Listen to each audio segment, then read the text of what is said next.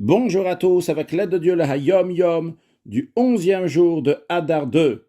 Lorsque le Hayom Yom a été écrit en 5703, c'était le jeudi 11 Hadar 2 et Purim était dimanche. Donc le jeûne de Tanit Esther, qu'en général est fait la veille de Purim, a été devancé au jeudi 11 Hadar 2. Donc le rabbi nous dit que 11 Hadar 2 en 5703, c'est le jour de jeûne, donc qui est avancé. Donc ce jour-là, on dit les slichot, et dans les prières, on rajoute aussi Avinu Malkeinu.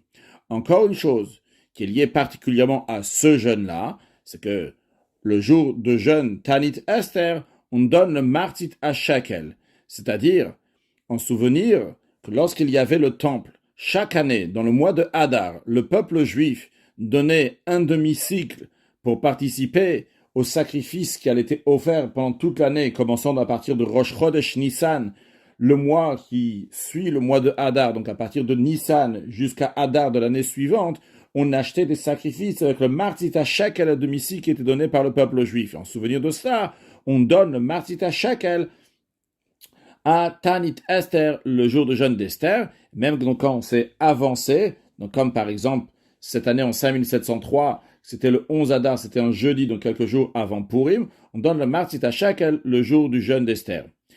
Le rabbi nous dit qu'il faut étudier le Chumash du jour, le Teilim du jour et le Tanya du jour.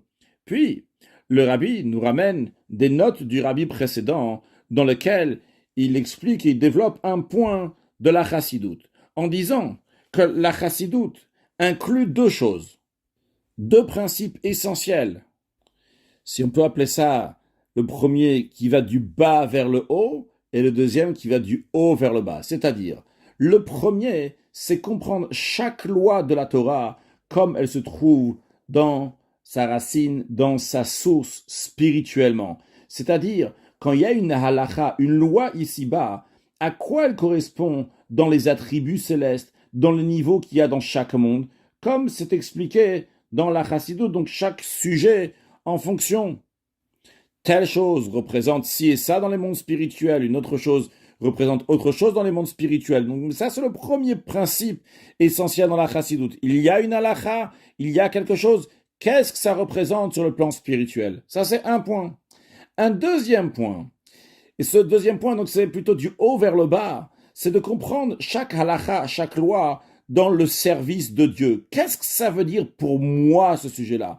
Vrai, c'est un sujet qui est très profond, c'est la sagesse divine, c'est la loi de la Torah. Mais qu'est-ce que ça veut dire pour moi? Et il faut trouver comment cette halakha peut s'exprimer dans le service de l'être humain, dans la vie, dans ce monde-là, comment il va servir Dieu suite à cela. Donc ce que le rabbi précédent nous dit, c'est quelque chose d'extraordinaire. Lorsqu'on étudie Chassidut, ça change complètement les choses. Tu peux apprendre une halakha, une loi qui va être sec, elle est comme elle est, c'est comme ça. Mais quand tu apprends Chassidut, tu réalises qu'il y a quelque chose derrière ça, il y a une source profonde à cela. Et de deux, c'est pas juste une halakha, c'est aussi une manière comment se comporter, qu'est-ce que je peux en tirer dans ma vie de tous les jours. Rajoutons encore plus dans l'étude de la Chassidut, qui nous donne un bonheur, un sens, une énergie dans ce monde matériel et qui empresse et qui active la venue de Mashiach qui arrive très prochainement, un excellent Yom.